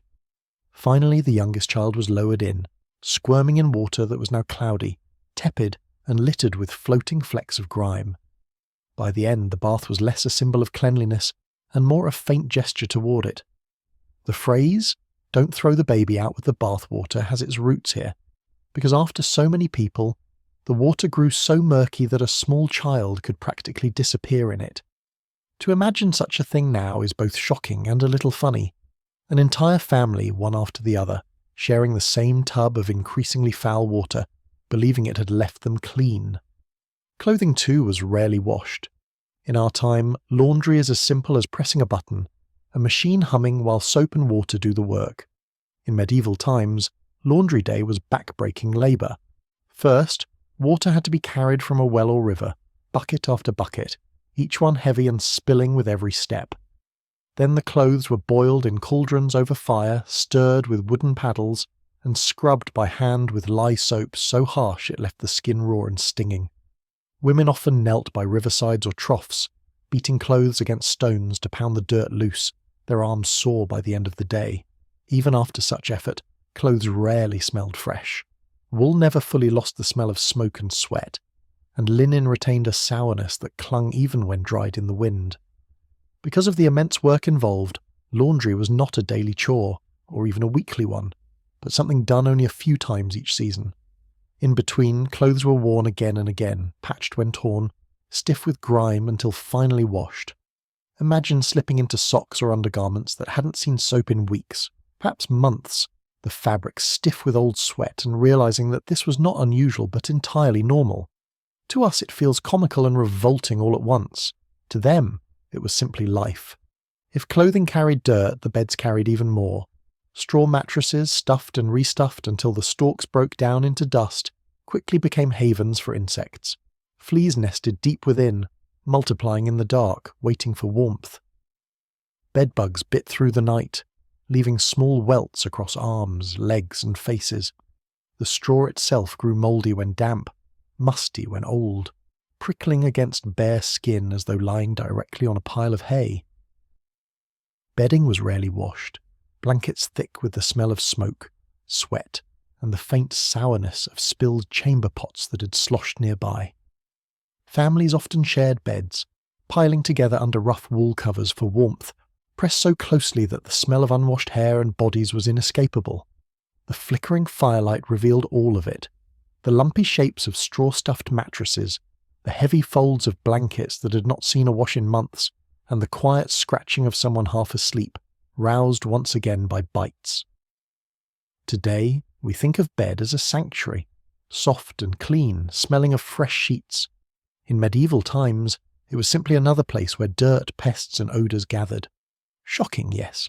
Funny, perhaps, to imagine such a thing being called a restful night's sleep.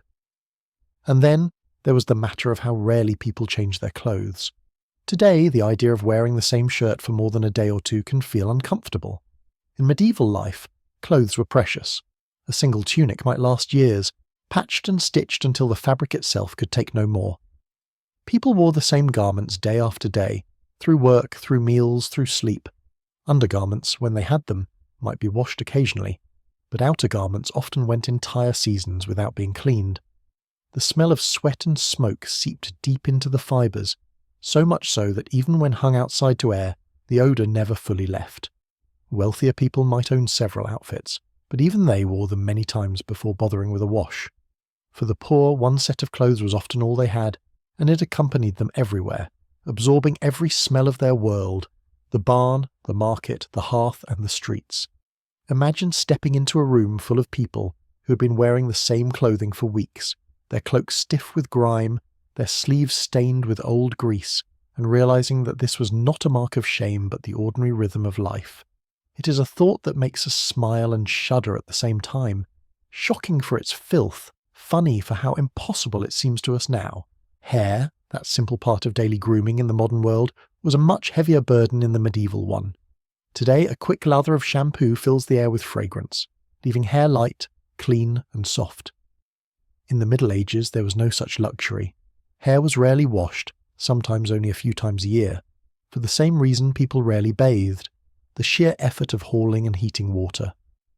When it was washed, the soap was harsh, made from animal fat and ashes, and it left hair feeling stiff, brittle, and oddly greasy rather than fresh. Without regular washing, oils built up quickly, coating strands until they clumped together. Dirt from fields and smoke from fires wove into the hair so that even after combing, it carried the smell of soot and sweat. Women often braided theirs tightly, wrapping it in cloths or covering it with linen caps to hide the grime.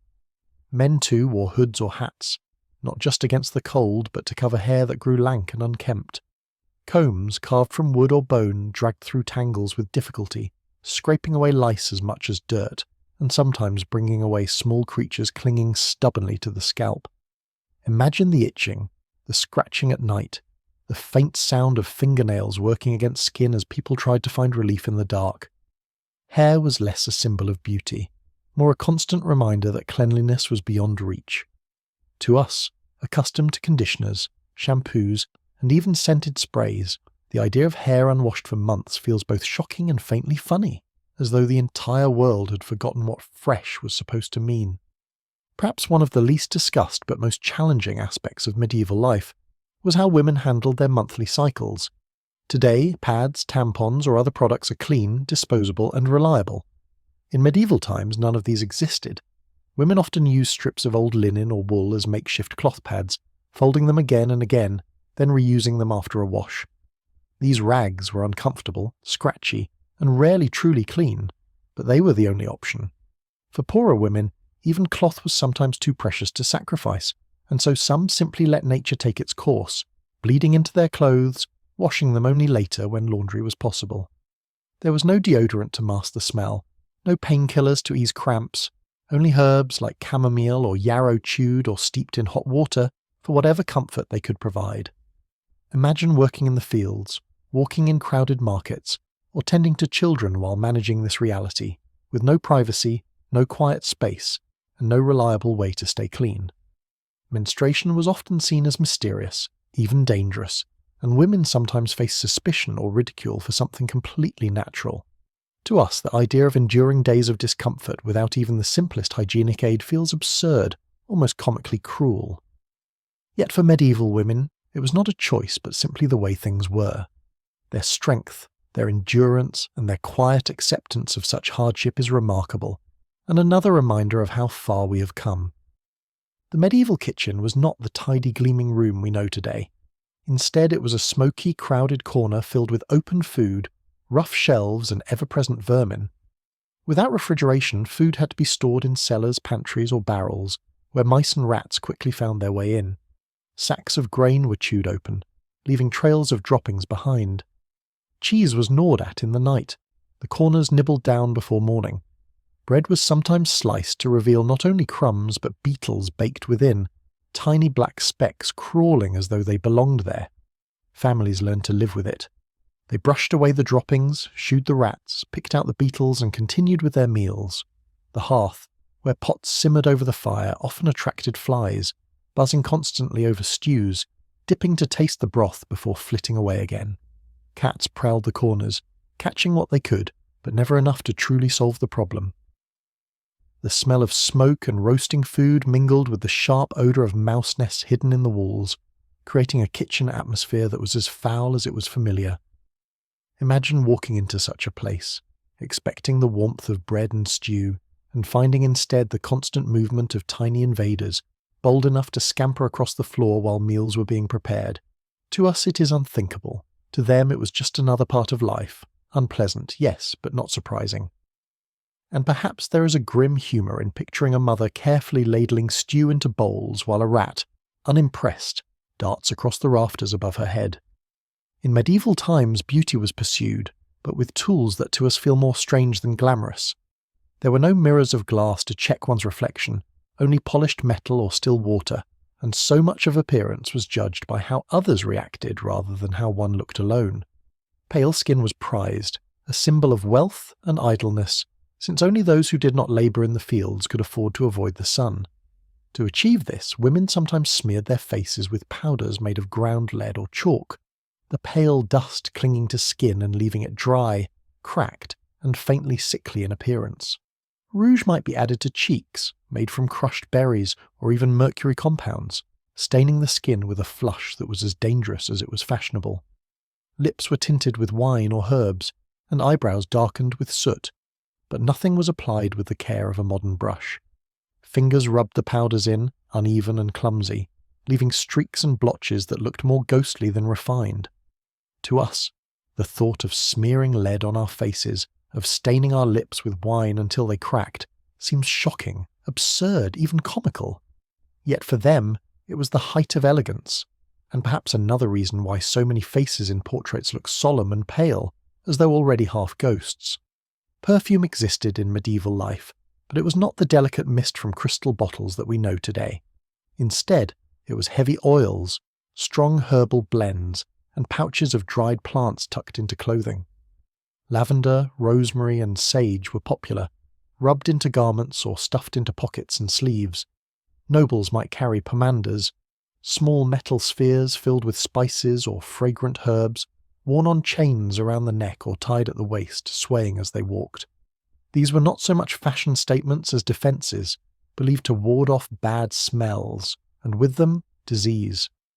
For ordinary people, a sprig of mint or a pouch of dried flowers might serve the same purpose, pressed close to the nose whenever the stench of the streets grew too heavy. and yet these perfumes never fully conquered the odours of sweat, smoke, or rot. They mingled instead, creating odd combinations: lavender overlaid with manure, rosemary mixing with sour ale breath, sage clinging faintly to wool already damp with sweat. Imagine stepping into a hall where nobles gathered, the air filled with the sweet, cloying scent of herbs, yet beneath it the sharp tang of unwashed bodies. The perfume did not erase the smell, it only reminded everyone how badly it was needed. The truth is, the medieval world was a world of odours, strong, constant, and inescapable. Without deodorant, without daily washing, every body carried its own cloud of scent, and every home added to the chorus. Fires filled the air with smoke, kitchens with roasting meat or boiling cabbage, markets with fish and onions. Barnyards and animals added their own notes. Manure trampled into the mud until it clung to shoes and hemmed garments alike. Even holy places, churches and monasteries could not escape the smells of hundreds of bodies pressed together, praying and sweating, their woolen clothes never fully dry. To a modern visitor, it would feel overwhelming, a kind of invisible wall that struck as soon as one entered. To medieval villagers, it was simply the background hum of life. They rarely noticed it unless it grew unbearable, and when it did, they burned herbs or waved branches of greenery to drive it away. There is something almost humorous in imagining a nobleman in silk robes, dabbing rose oil onto his sleeves while his boots are caked in mud and pig droppings, or a villager carefully tying a pouch of herbs around her neck while flies buzz lazily over her head. The smell was always there, uninvited but permanent. When the body fell ill, the results were often grim, and the treatments only added to the discomfort. Boils, for example, were common: angry, swollen lumps that filled with pus, throbbing and hot to the touch. Without antibiotics, they were left to grow until they burst, often pressed or sliced open with a knife heated in fire. The pus ran out, thick and foul-smelling, wiped away with cloths that were rinsed and reused, carrying infection from one wound to another. Ulcers on the skin festered in the same way, weeping slowly through dirty bandages. Even small cuts scraped while working in the fields or on the rough wood of a door frame could turn red and swollen, the infection spreading upward until fever set in. To treat such things, healers applied poultices of herbs, sometimes mixed with butter or honey, and in more desperate moments with animal dung, the belief being that the foul substance would draw the worse foulness out of the wound.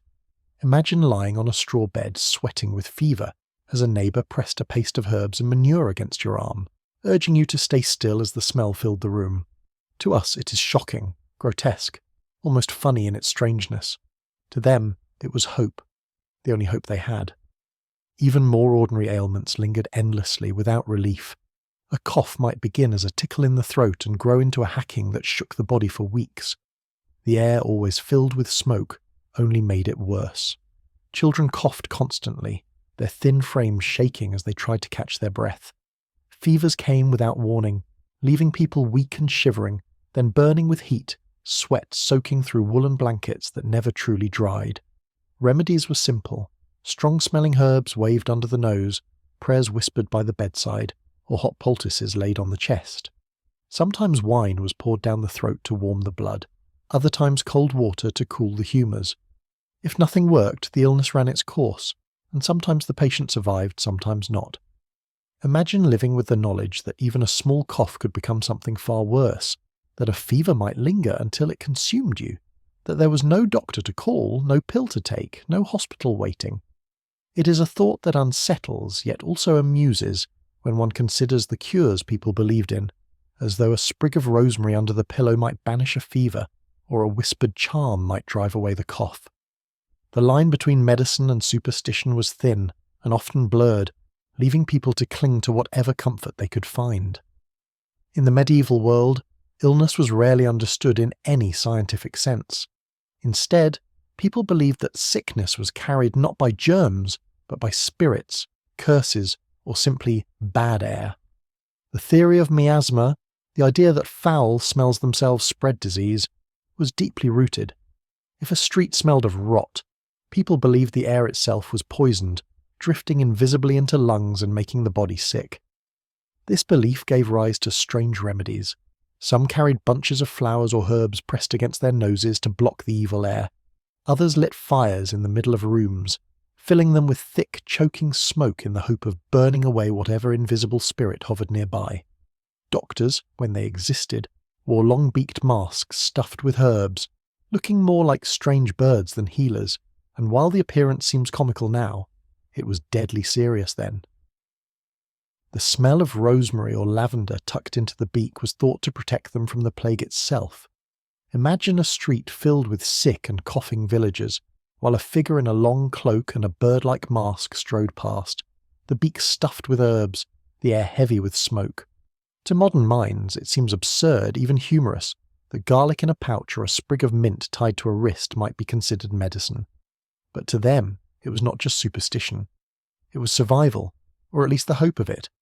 Illness was also often blamed on curses or the evil eye, leading to remedies that sound more like fairy tales than medicine. Some believed that a boil or a fever was caused by envy, a neighbour's jealous glance bringing harm.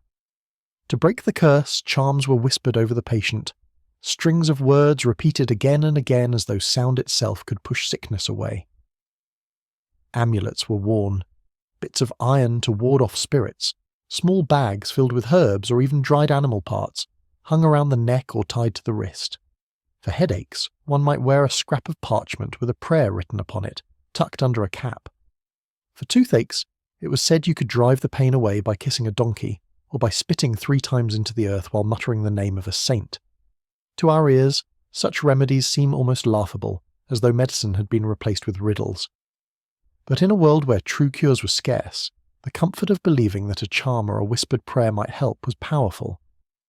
Imagine lying in bed, feverish and weak, while your family tied a bag of herbs to your ankle, telling you it would keep the sickness from climbing higher into your body. Strange, yes. Funny perhaps, but it was hope, and hope was worth anything. And then, of course, there were the chamber pots. Every home had them, those ceramic or wooden bowls kept under the bed or tucked in a corner ready for use. At night, when it was too dark or too cold to venture outside, people relieved themselves into the pot. By morning the pot was heavy, the smell sharp, and it needed to be emptied.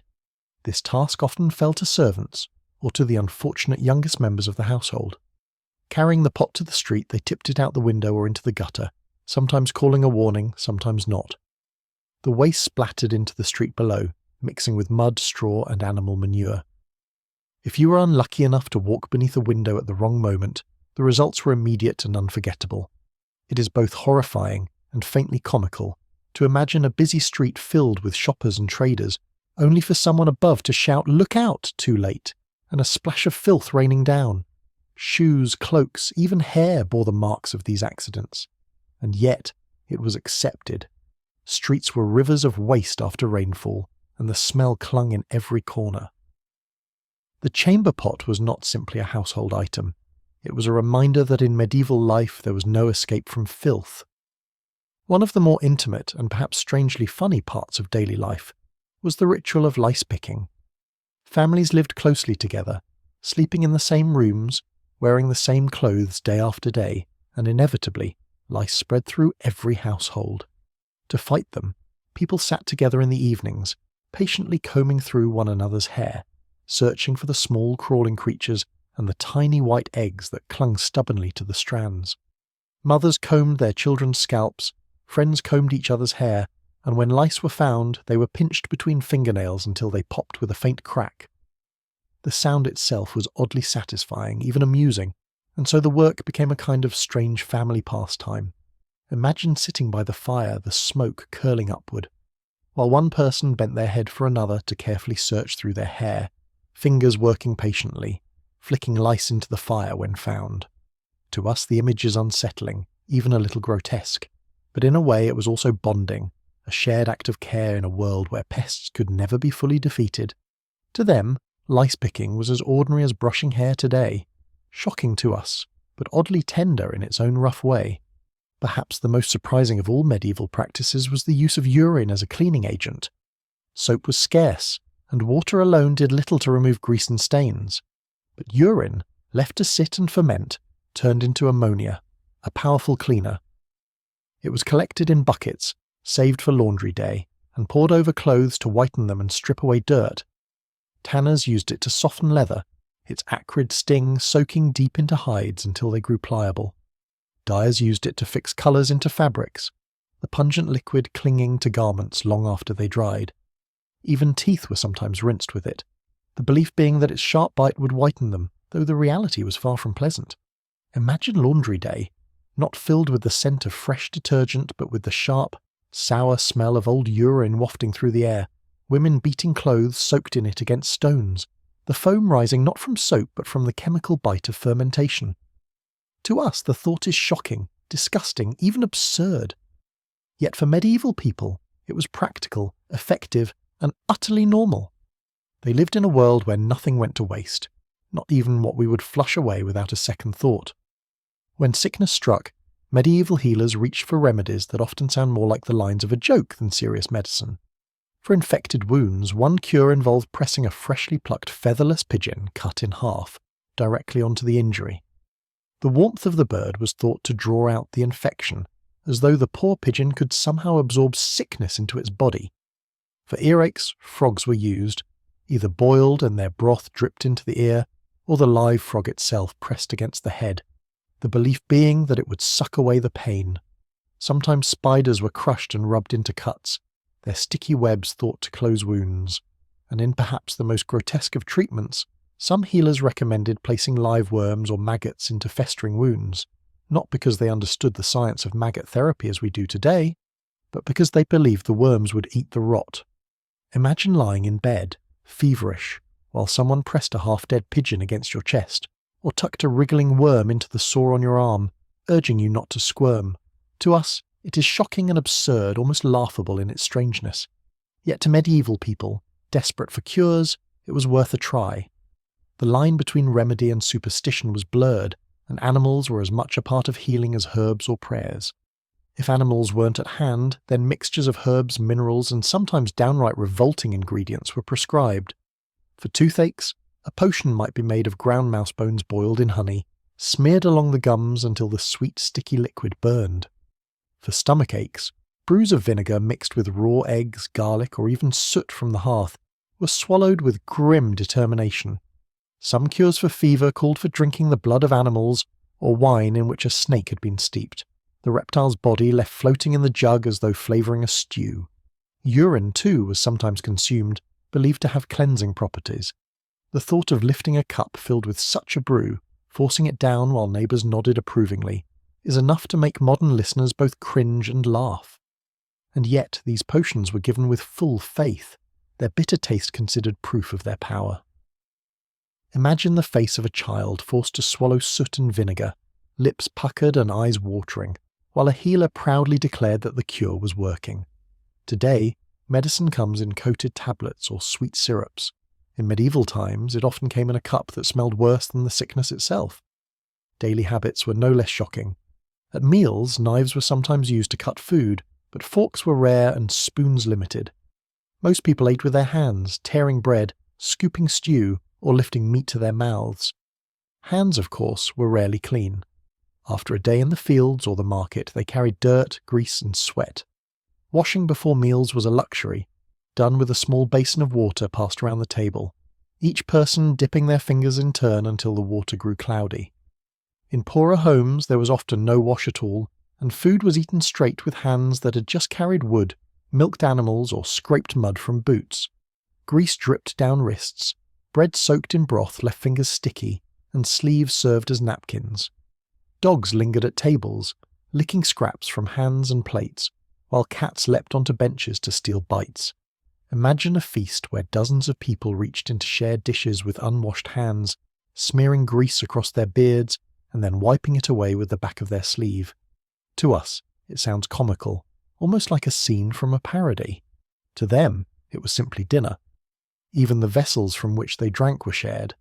In taverns, a single wooden mug might be passed around the table, each man taking a long swallow of ale before handing it to the next. At home, families dipped spoons into a common pot of stew, or drank from the same jug, the rim damp with the saliva of every mouth that touched it. There were no straws, no napkins, no thoughts of germs. Children shared bites of bread with siblings, one tearing off a piece with their teeth and handing the rest along. The idea of double dipping was not just tolerated, but unavoidable. Imagine lifting a jug to your lips, tasting not only the sour ale but also the faint trace of onion from the last mouth that drank from it. It seems unthinkable now, even a little funny in its careless intimacy, but back then it was not rudeness. It was life. Plates, cups, knives. These were not personal possessions but community tools, passed from one hand to another until the meal was done. Clothing, too, was a constant reminder of how far hygiene has come. Most people owned only 1 or 2 sets, worn every day until they fell apart. Washing them was so laborious that it was avoided as long as possible. A tunic might go weeks, even months before being scrubbed. Stains of grease, sweat, mud, and soot accumulated, darkening fabric until its original colour was barely recognisable. The smell, too, built up with every day of wear, a mix of sweat, smoke from the hearth, and the natural odours of the body. When garments finally were washed, it was often in urine-soaked water or harsh lye soap that left them stiff and scratchy. They dried in the open air, heavy with the sharp scent of ammonia or the sour tang of smoke from being hung near fires. Imagine slipping on a shirt that had been worn for months, its fabric stiff with old sweat, the collar stained, the sleeves reeking faintly of both smoke and sour milk. Today we take for granted the comfort of clean cotton pulled fresh from a drawer. In medieval times, clothing itself was a reminder that filth was everywhere and could never truly be washed away. If you were to look at a medieval villager's hands, you would not see neatly trimmed fingernails, polished smooth and clean, but long jagged edges filled with the black lines of earth and soot.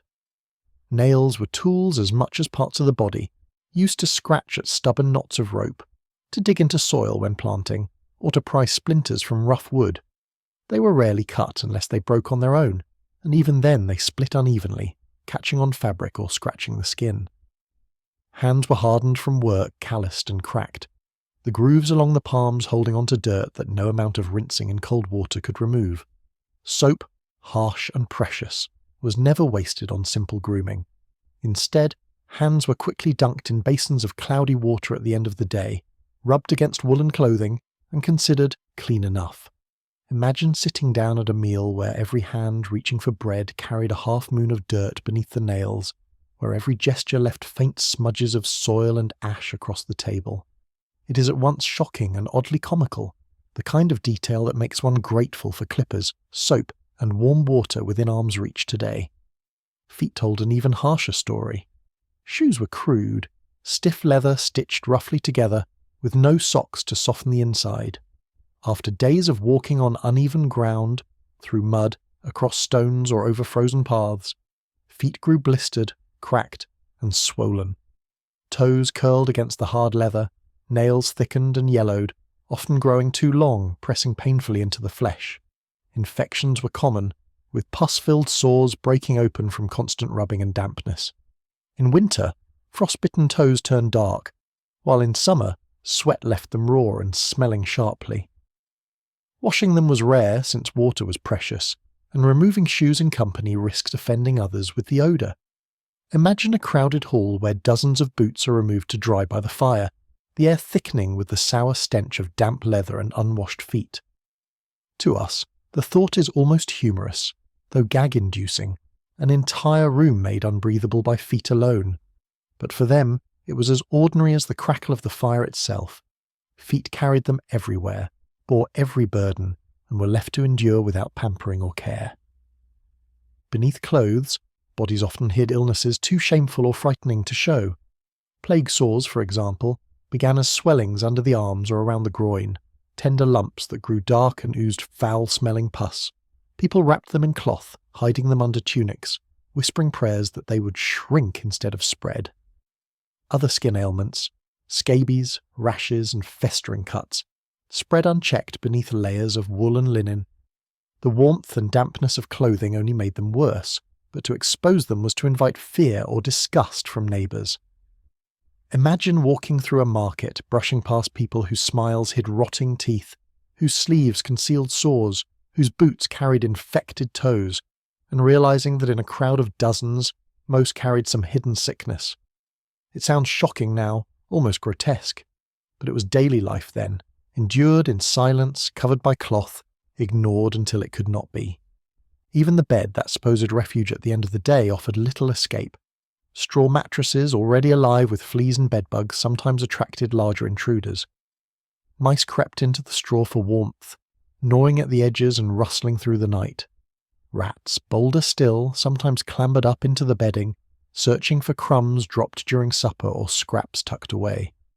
Families often slept so closely that one person's movement disturbed the rest, but it was the soft scratching in the dark, the faint tickle of whiskers on skin, that made sleep uneasy. Cats were sometimes kept near beds to chase the intruders away, but even they could not catch them all. Imagine lying in the darkness, wrapped in scratchy blankets, while the faint scurry of claws moved just inches from your ear, or worse, across your body. It is both horrifying and absurd to think of rats as bedfellows, yet for medieval families it was simply one more thing to endure. Meals too brought risks beyond simple hunger. Food spoiled quickly without refrigeration, and while salt, smoke and vinegar preserved it for a time, the taste was often sour, the smell questionable, and the texture unpleasant. Bread left too long grew mould that was scraped off before eating. Meat toughened by age or improper storage carried worms, which wriggled unnoticed until someone took a bite. Cheese, sharp with rot, was eaten anyway, its pungency considered a normal flavour. Grain infested with weevils was ground into flour regardless, the tiny beetles baked into loaves and swallowed with the rest.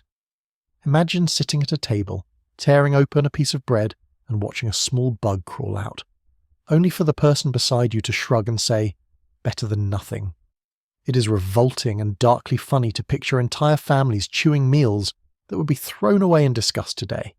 Yet hunger was the stronger master, and spoiled food was still food enough. And always there were the chamber pots. They sat in corners, filled through the night, waiting to be emptied in the morning. But pots tipped easily, spilling across floors, soaking into straw mats and bedding, leaving smells that lingered for weeks.